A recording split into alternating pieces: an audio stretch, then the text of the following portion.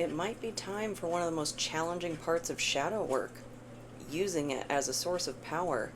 We've got retrograde, review, and Nephilim, controversial, assessing new perspectives, and reptilians, predator, survival, and tyrannical. And I wanted to see what maybe an out there solution to whatever it is we're dealing with right now, this conflict, as part of that Algol conjunction theme, but seeing what kind of out there solution we might need to move forward as we come up on the new moon in Gemini on Sunday to wrap this cycle up. And this is an interesting combination because these cards are pretty close together in number. It's 15 and 17 out of this, what is it, the Mystic Martian deck? And I'm kind of getting the vibe from the Assassin's Creed Valhalla trailer. The conflicting perspectives of them calling the Vikings savages and whatnot, and they're actually very peaceful, but then you have the Saxon, like the colonizers, coming in, invading the land, going, look how savage they are, as we like take over their land. And that's kind of the conflict that I'm getting here. But just a couple readings ago, we were talking about Pharaoh being the fulcrum between chaos and order. And I'm getting from this leaning into the chaos side to overcome a difficult conflict. Now, I'm not talking about just like wanton disregard and going on a rampage or whatnot. No, that'd be more like the reptilian way of things. I'm talking about chaos as in creation energy, creating a new path forward. And sometimes there is a destructive quality to that. But it could be the destruction of old systems that don't serve its people anymore. So I got the 10th house again on the dice roll, kind of flipping back and forth between that and the 11th. And very synchronous too with that and Mercury, because we have a Mercury-Saturn square going on today. And I also got Scorpio as well. So we're digging up really the root of this conflict, maybe that nobody wants to look at. And that's leaning on your shadow, leaning on the unconscious to try and find what's hidden. So we'll start getting some cards out and see, what is this conflict about? What's going on with this retrograde? Let's see. I got another one of Todd Alcott's decks. Been sitting on these for a little bit. But he does a pulp tarot too. This is Sci-Fi Tarot. I really like the art style. Oh. Well, the moon seems like it wants to come out. What are all of these? I'll take the top two, but we've got Two of Pentacles, the moon, Magician in reverse, Knight of Cups, and Page of Cups. Those last three are interesting just for context, but it's a bit much. So Two of Pentacles and the moon.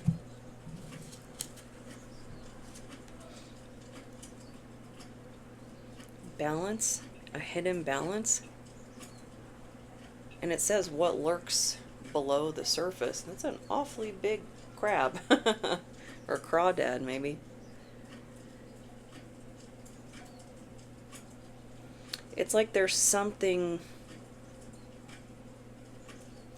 like, I don't necessarily want to use the word monstrous, but like gargantuan, something really big. Maybe that got out of control underneath the surface that's maintaining the current balance. And that would be the type of structure that would need to fall. It's a castle built on sand. It says, trapped between two realities. Can she keep her balance? It's very fitting for Nephilim and reptilians, because it's kind of like old school, new school, tradition, modernization. But modernization isn't always a good thing. Like, just what's coming to mind with the imagery is like farming techniques.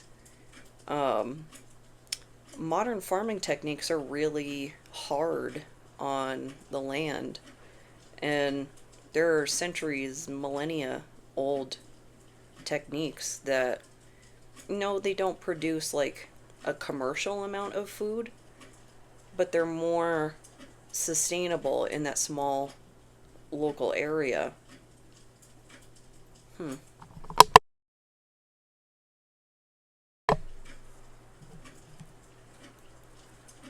This is kind of like innovating for the sake of innovation, not because there was a problem, not because something necessarily needed to be improved on. And it's like that sort of, I don't know, work project or something that starts out maybe even well intentioned, but then there's this like sunken cost fallacy that even though we can all see this is not a good foundation, it's not a good structure, we just keep going because we've put so much time, money, resources, whatever, into it. We're like so determined that it has to work that it's actually harming us to continue down this path. So what's this big crawdad? What's lurking beneath the surface? But it's not something that wants to be seen. And in that last reading, I was using, I think it was the last one or the one before, but an example from Breaking Bad, like being the accountant and being asked to cook the books or something. It's like making the budget outcomes look better than they actually are for, I don't know, auditing or something, for taxes, whatever, or just for like the project progression. Like, no, everything's fine. Everything is decidedly not fine. This is the Eight of Pentacles in reverse. It's learning a trade, gaining mastery, blueprint looking stuff. But there's not mastery.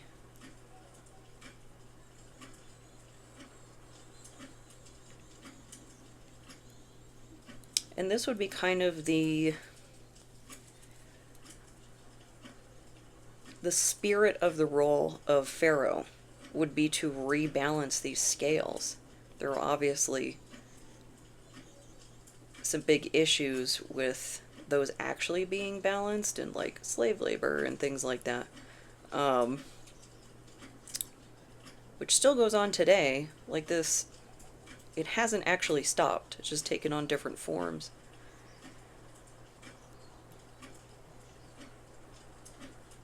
But this is like demanding that the problem get resolved and assuring that it is. It's like perception versus reality.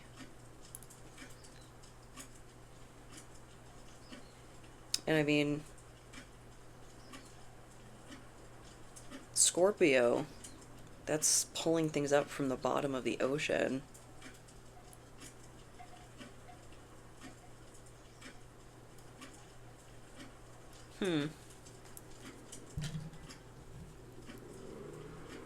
So something is not going as well as it seems to be.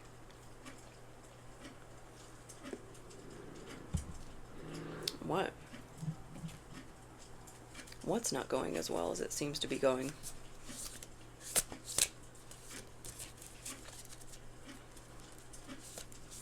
This one doesn't like to flip as much, so we'll see how we do. It's a cool deck, though. I really like the art. The Astro codes. So what's this about?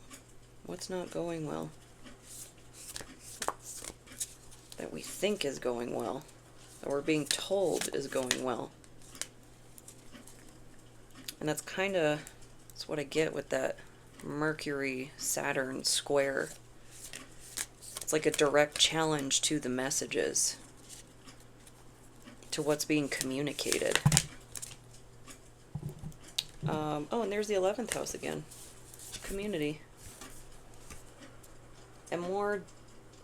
oh, there's triplicity. I was going to say duality because of those two, but there's a really light, like white hand in the bottom left. A little hard to see at first.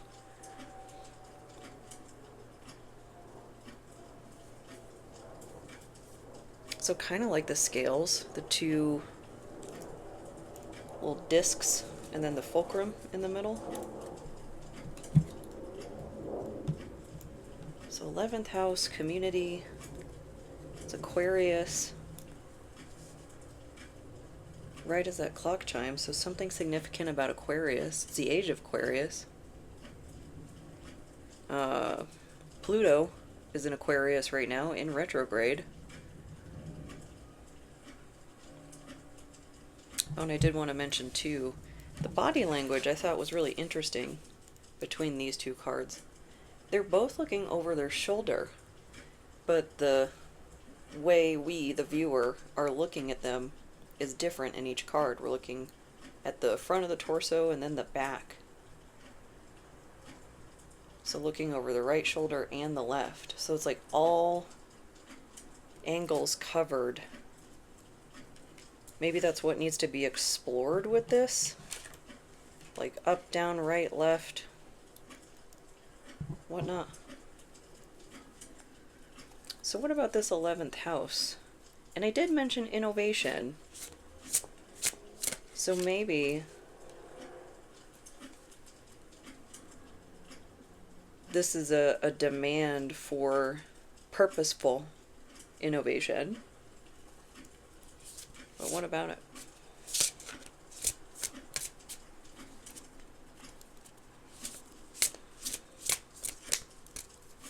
What about 11th house? Nope, maybe. And I think that switched orientation. Yeah, that was going to be reversed, and now it's upright. The tower. Uh-oh. Maybe the discovering of this was being held off, and now it's not. Now, like, it's go time.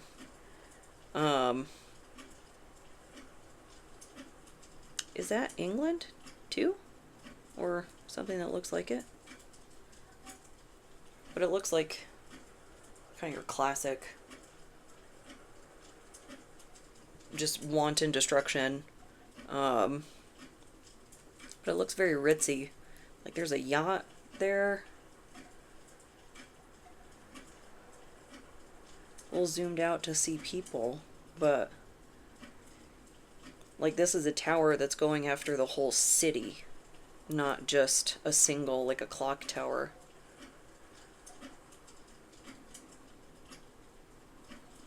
The disintegrator beam. A new story. So the new beginning. This is the destruction that's coming in to make way for the new beginning. And I think there's kind of an inherent negative connotation to the word destruction, but it's just like part of the life, death, and rebirth cycle. It's the death phase of that, which, of course, it can be bringing down systems and structures that were deeply held, even if they were harmful to us.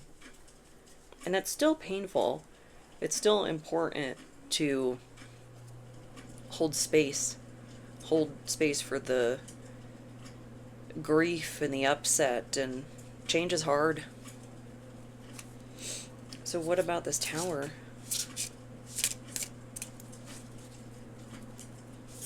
Disintegrator beam. It's like obliterating everything. What's getting obliterated? Eight of Cups, Empress, and the World. And the Eight of Cups and the World are in reverse. What is all the... Escaping Galactic Law means a Midnight of the Soul for Captain Lenerva Lacey. So a Dark Night of the Soul? I think that might be what is being referred to. And it says paperback first edition. And paperback, those usually come out second.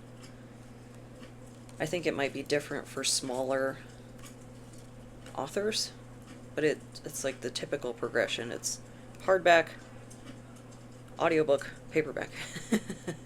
Something like that. And then we have the Empress, the Mother of Invention, a stimulating science adventure. That's cool. It's like, if you've ever been to those restaurants, it's like a burger place or something that doesn't have any particular theme to the menu, but they just have all this cool found stuff, or at least it looks that way. Then the World.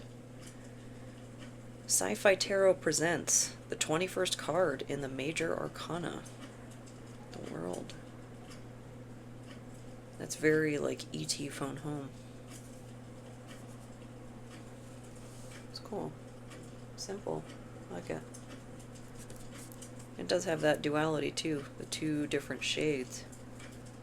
But so the Tower is bringing down, kind of getting like a stagnancy, like something that won't end. Because the Eight of Cups, a Saturn card, Saturn and Pisces, that's a leaving card because everything is dried up. This is like being trapped there. Meanwhile, the Empress, she is in plenty. She's in plenty while everybody else is in straits. And then this is a cycle that refuses to end.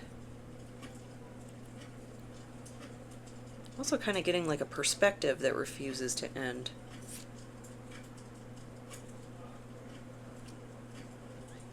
Because she's in, looks kind of like pageant attire.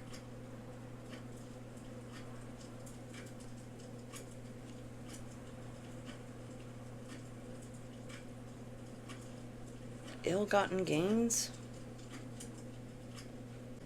I think that alarm went off right when I said greedy or ill-gotten gains. So a little emphasis there. So bringing an end to tyrannical rule. So it does say predator. And this looks lavish too.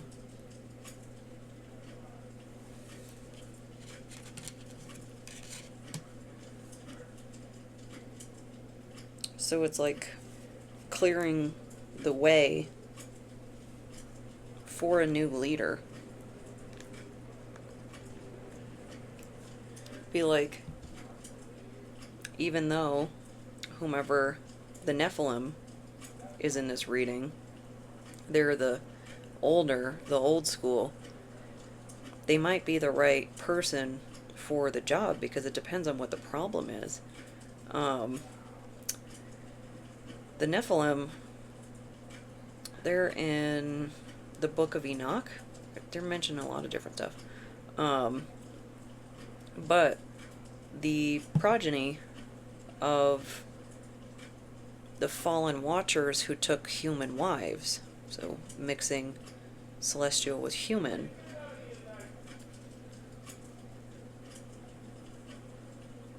That was really distracting. They got really loud all of a sudden.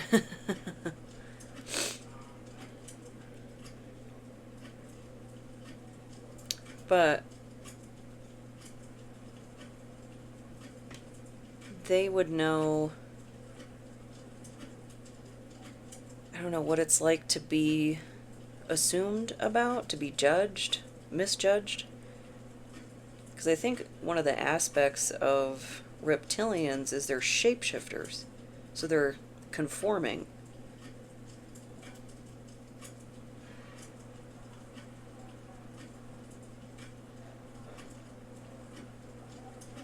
And this is controversial. So it's like refusing to conform. It's like leaning on the shadow. The parts that we would normally shame away are exactly what we need to lead us through this obstacle, to lead us through this challenge. And people aren't necessarily comfortable with their shadow. That's a major part of the psychic cycle throughout your life. Psychic maturity as you process unresolved trauma and things like that.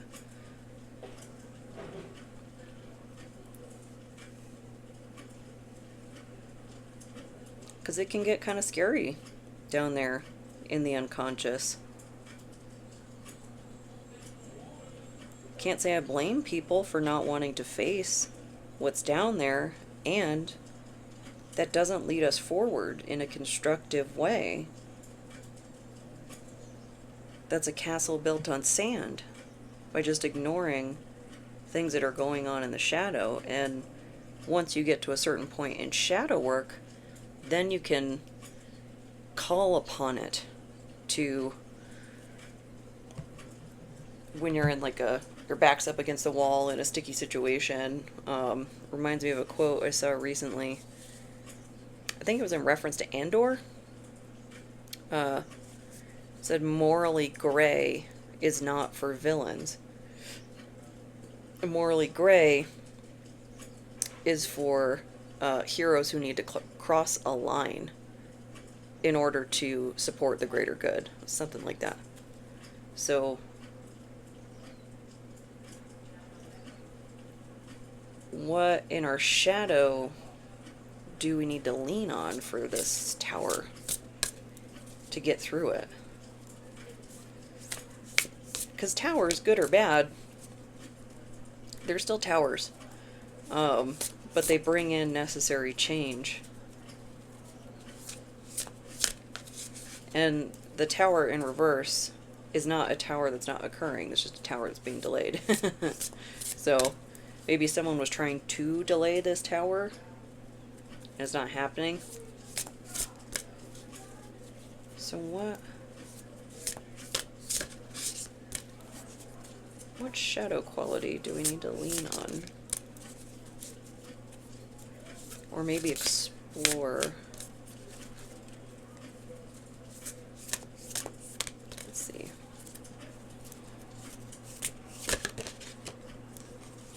Third house, communication. More emphasis on Mercury, because that's Gemini. 2 birds. So that could be your placements in your third house. Something specific around communication. If you're a recovering people pleaser, honest communication can be a challenge, because sometimes you can hold yourself back not wanting to hurt other people's feelings, but then you're holding on to some hurt because you're not being fully authentic, you're not being fully honest, even in the interest of someone else at your expense.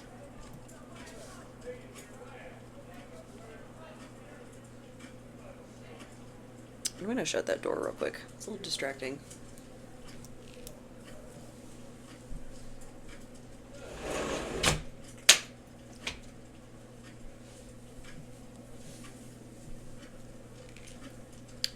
So doing what you need to do to ensure the message gets through.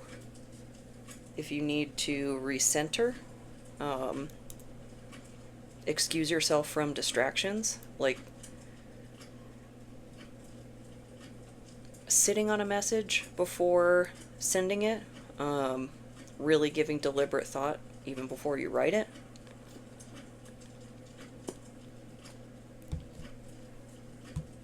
But some of that shadow work might look like speaking your truth. I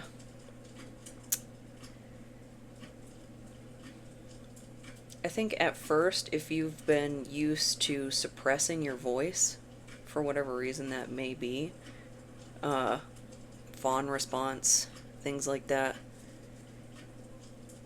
you can get a real adrenaline rush at first when you start truly speaking your mind.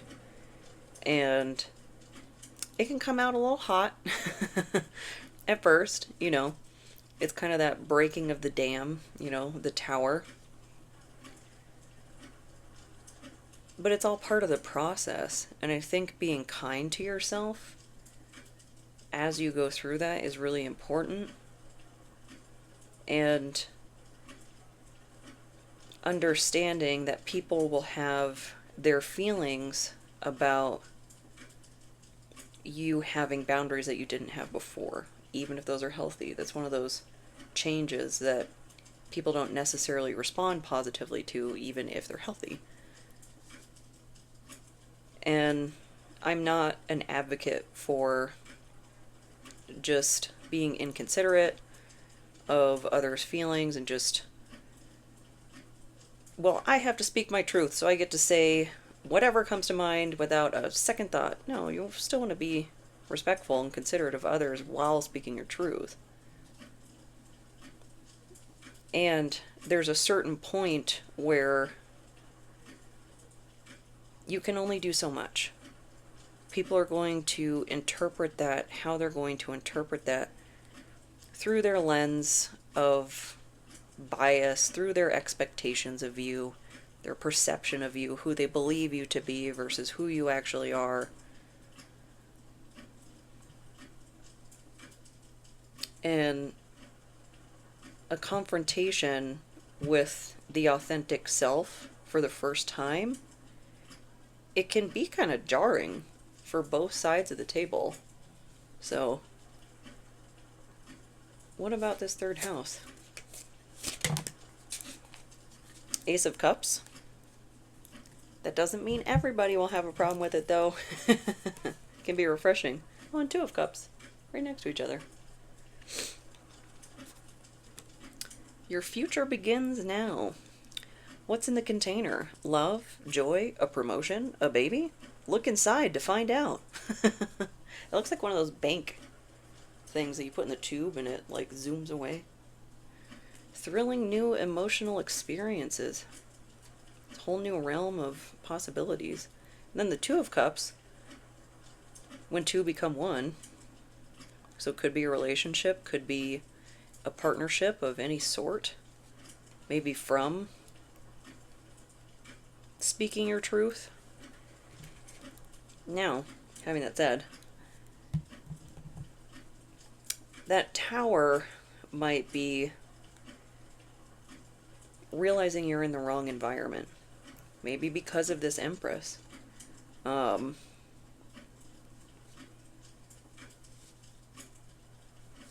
can play out a lot of different ways. But it's those Tower moments after you've had some time to, you know, lick your wounds and get past it and whatnot, process things. You can look back at those moments as these canon events in your life that, wow, the course of my life really did change when this occurred. Like, I was at a crossroads and I went this way and here we are. And sometimes you meet people that way. And especially if you're getting out of an environment that wasn't authentic to you in your experience, and then you're getting into one that is, you're probably naturally going to jive with people a little bit better in the new environment.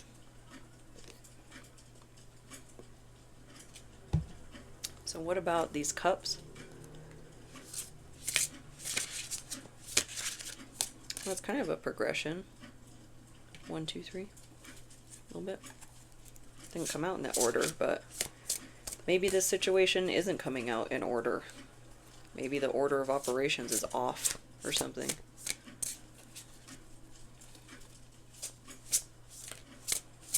So what about these cups? Nope. I think that's 2. And sideways, so in motion. 5 of Swords and King of Cups. Picked him up reverse, though. The slaughter of the green men. Did Argon the Destroyer go too far? And the King of Cups, master of his own heart.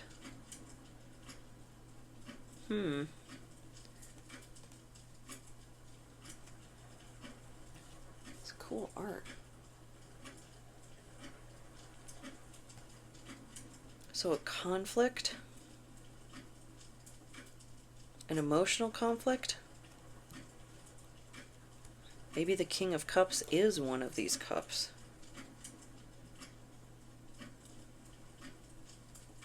Could even be the Empress.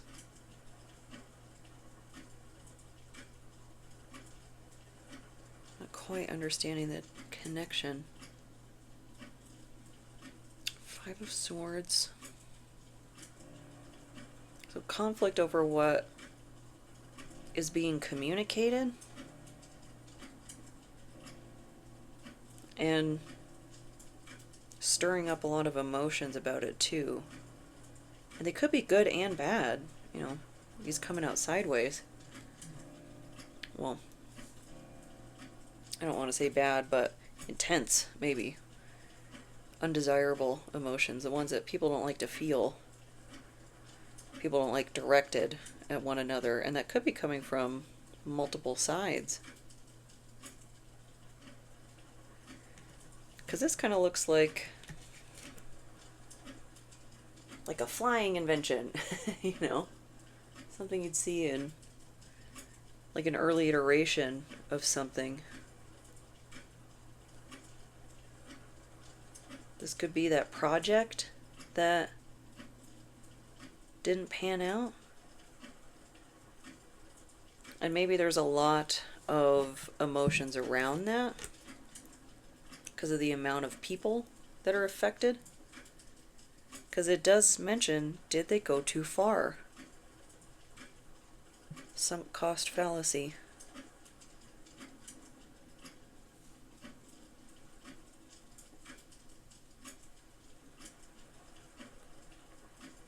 And it can be emotional when somebody finally emerges from the group and everybody's all beat up and just like, okay, we need a new person at the forefront because we are taking a beating and we're tired of it. So maybe there's a dynamic duo rising up, taking control of this situation, and that could be even to bring the tower down. The tower that they didn't want to come down. Because even just this vibe feels, I kind of want to say superficial. It's almost like the communication is being focused on at the expense of the necessity of the tower.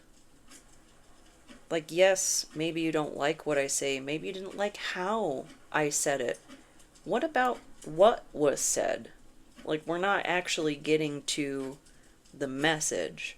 We're getting to, like, well, I don't like that color envelope. Neat.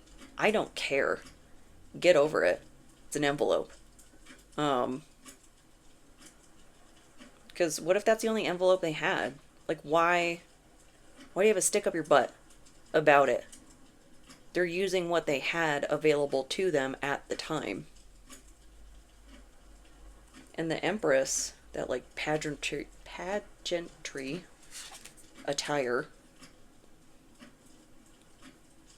like I can get kind of a snooty vibe from this. Like, oh, here in the, I don't know, Space Kingdom, whatever, in the Reptilian Kingdom, we only use green envelopes, and you had the audacity to use a blue one. You're, I don't know, a ruffian, a miscreant, whatever derogatory words we want to use. Kind of the, it's like a misdirection so that we don't look at the crawdad beneath the surface.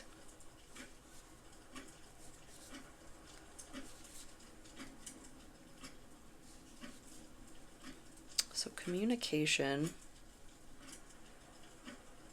almost like a red herring over here. So what is a problem beneath the surface? What, hard to get into that moon energy. What is in there?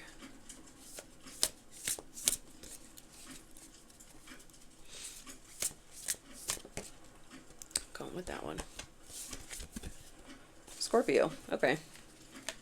Reinforcement. Scorpio, investigate. Some more digging beneath the surface.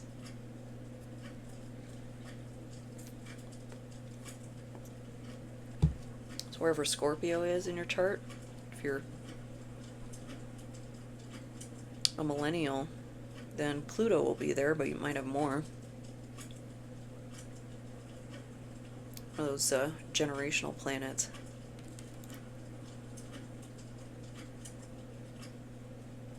Looking into the depths to dig that up.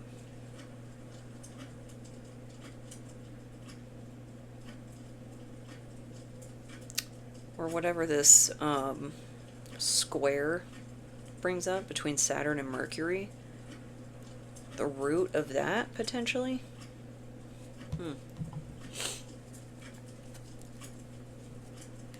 So what about Scorpio? This is what doesn't want to be seen. Knight of Swords in reverse. Fast-thinking action. When the world needed a warrior, he stepped into the breach. Kind of getting like... oh, what is that called? Stolen valor? Is that the right phrase? Isn't that like a military thing?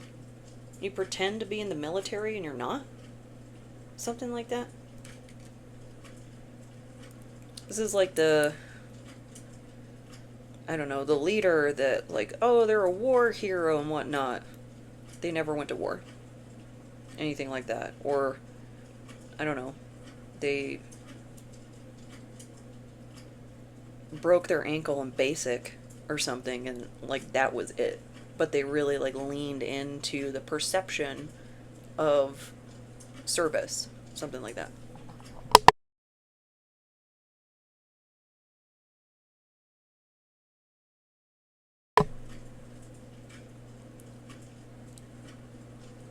But this says fast thinking action.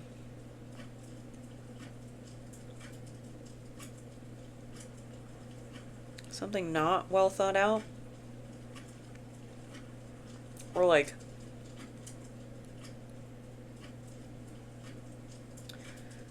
letting someone make an assumption.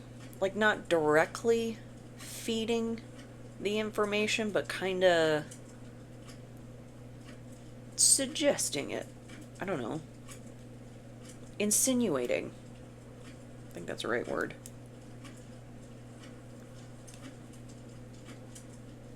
And then not correcting them. Letting people come to their own conclusions and then not correcting those conclusions when they're wrong.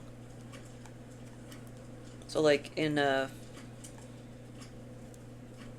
project scenario, something like that. It's kind of like giving them just enough information that they'll fill in the rest. Like your mind does that too. You've seen those like memes or whatever, that they'll mix up the letters and whatnot. It's like, if you can read this, then you're super smart and whatnot. And your mind fills in things to make sense of them. So it's like somebody that understands that about, I don't know, the people they're working around, or just people in general, just knowing those behavioral probabilities, how people are likely to act, how people are likely to respond to information, and kind of influencing outcomes. It's like realizing someone isn't close to who they said they were. Be like the employer that never verifies somebody's education. Something like that. Like, I put in so much effort into my degree. Not once have my transcripts been requested of me. They're there. Somebody ever asks. But I put in a lot of work. And I'm gonna not so humble brag about myself for that for a little bit.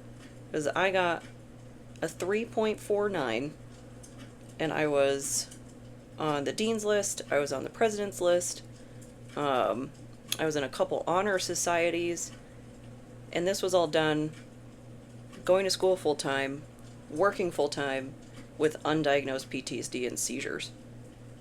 I think that's pretty impressive. And it was completely downplayed by everyone around me. It was like an expectation of me to be this insane high achiever.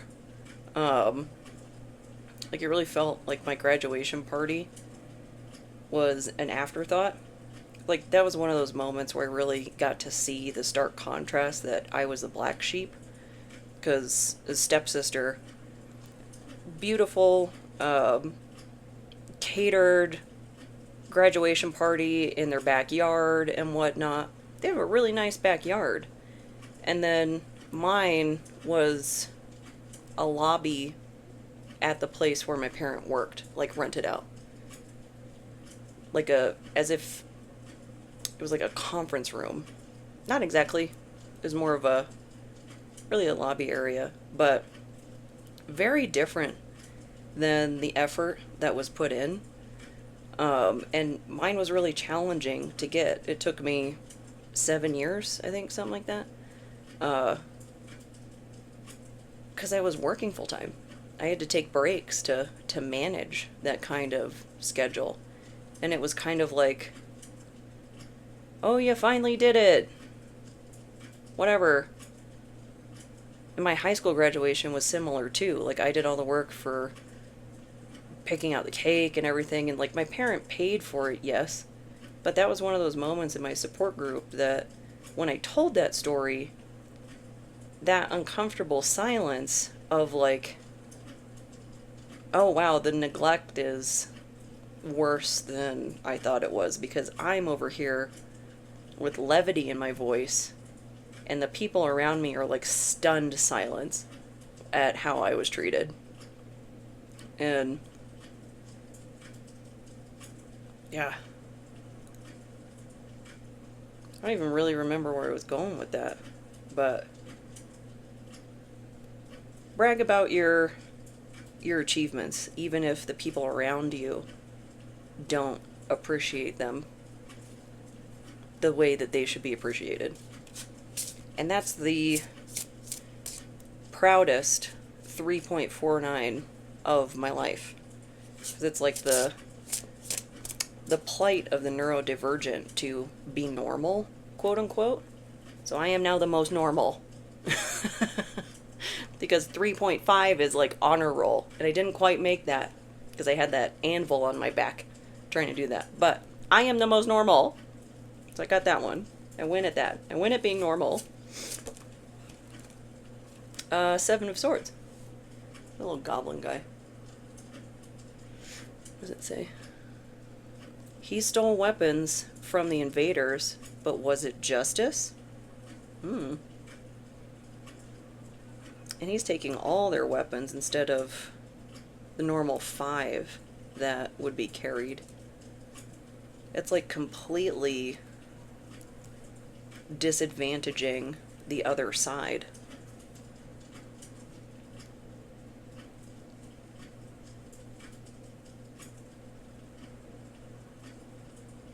So this person,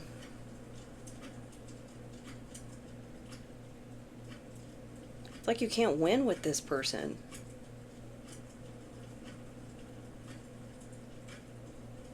And that kind of, I think, piggybacks off of what I was just talking about. Like, I had that impressive achievement and I was just an afterthought.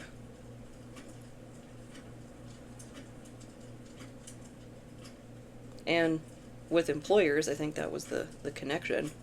They just they didn't verify it with me. And I don't see any other way that I would have gotten through the, like, algorithmic, will you even read my resume?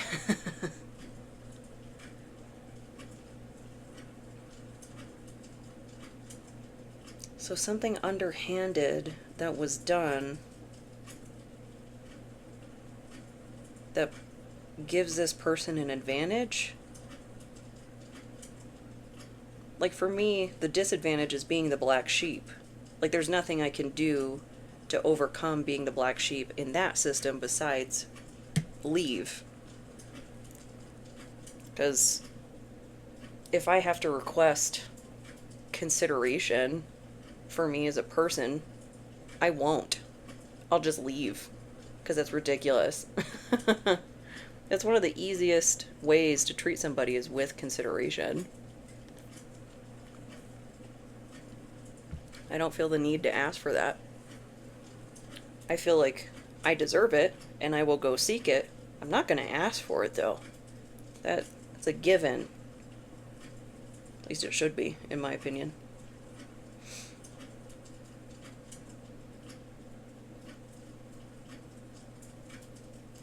I'm kind of getting like a perception thing here. Maybe from the reptilian, the Empress, potentially, in this conflict.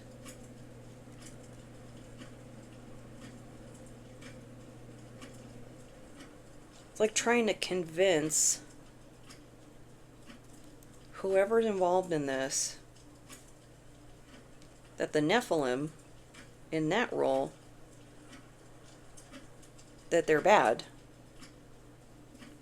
But why?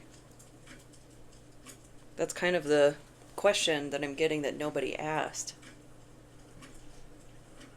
Because that was something that used to bother me in my family structure. Like, why am I so different? Why am I so out on the outskirts from everybody? Because I don't fit in with people like that. I don't fit in with people that would other someone in their own family, that would treat them like that. And it was extremely painful to get to that conclusion, yes. But this is like the sort of ad hominem justification for like treating someone poorly because, like, oh, they're difficult, they're stubborn, they just won't fall in line. It's because what you're doing to them is bad. It's why they're not falling in line. It's harmful to them. It's unhealthy. It's degrading. That's why they had to get some sort of advantage. Maybe? Let's elaborate on the Seven of Swords. Because I see it's not even an issue between me and my stepsister. it's an issue between the family members that treated us so differently. It's not, it's like a hierarchical thing. Suit of Wands, number 6, the Victor, Ascendance, the Victory card. And this is very like hopeful astronaut.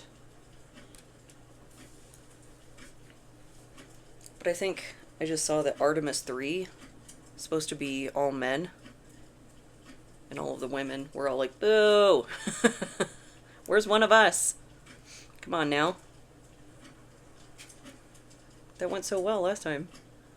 Maybe it's an scheduling availability. I don't know. But maybe that's some sort of, and I'm not implying that this is what they're actively doing with Artemis 3. I'm just saying, in a scenario like this, where women got praise, women were successful, overcame the odds and whatnot, then something is being done underhanded on the back end, like the next time for the next mission, that, oh, there just weren't any women available, so we're sending men. Like, well, why aren't the women available? Is it another issue where you had to go send them with hundreds of tampons into space for like a 3-day mission? That's quite a bit. It's a heavy flow. You might want to stay down here where there are doctors and that's going on. And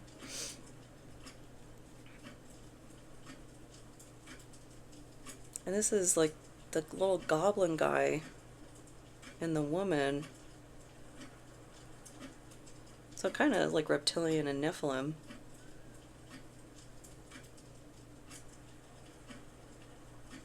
But it's almost like we can't let the black sheep win. And not for any other reason than they're the black sheep. Which is stupid.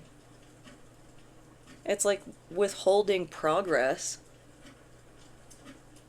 for prejudice. And it happens all the time. And a lot of people get wrapped up in that. Because like going back to my graduation, like I wasn't included in the planning for that. It was just kind of a put together. To me, it felt really quick, haphazard, kind of lazy, and it was like grocery store trays and whatnot. Meanwhile, stepsister got like it catered.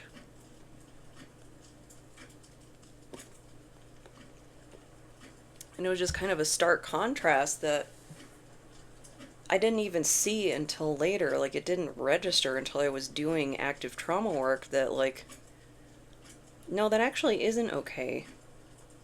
That I was treated that differently by my own family.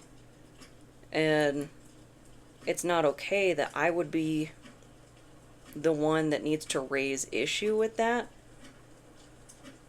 Like, them doing that in the first place, it's a major, major issue. Because it shows, like, that's a Maya Angelou. When people show you their true colors, believe them.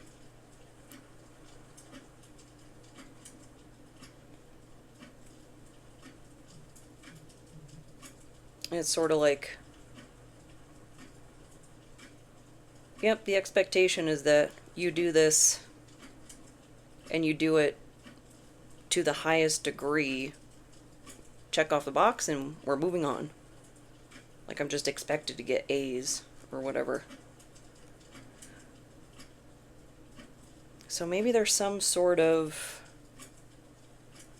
bias in a conflict coming up from the depths, potentially. This feels messy, though. It feels scattered, and I got really distracted by what was going on outside. It, like, kind of derailed me. So maybe the obstacle is the distraction.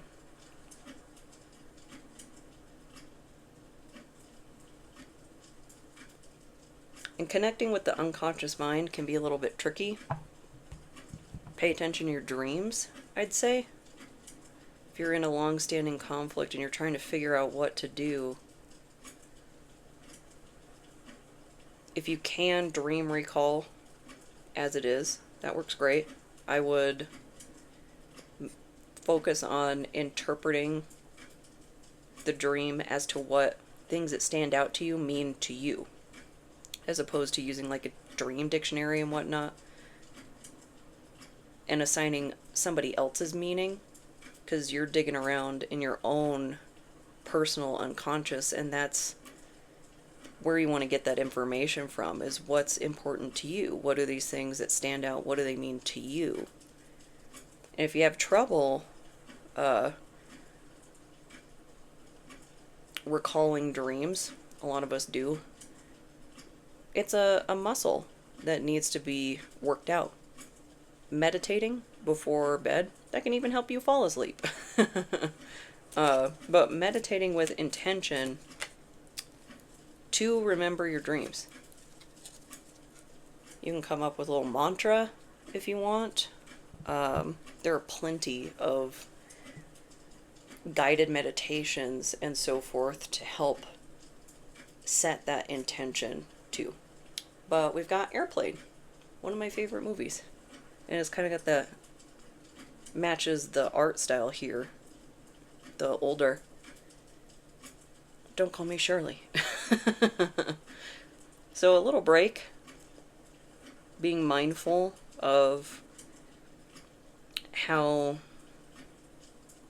consuming these obstacles and tricky situations can be.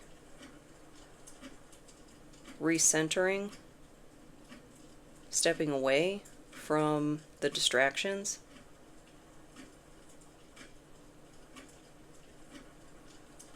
And seeing what the distractions are trying to cover, like looking past the facade. Because kind of like what I mentioned, that the issue wasn't between me and my stepsister, it was truly between me and the family members who view me differently than her. Seeing the actual mechanics, the actual framework, and not immediately jumping on what the problem appears to be. But overall, I hope this helps. I hope this resonates, and if it doesn't, I hope the next one does. Thank you so much.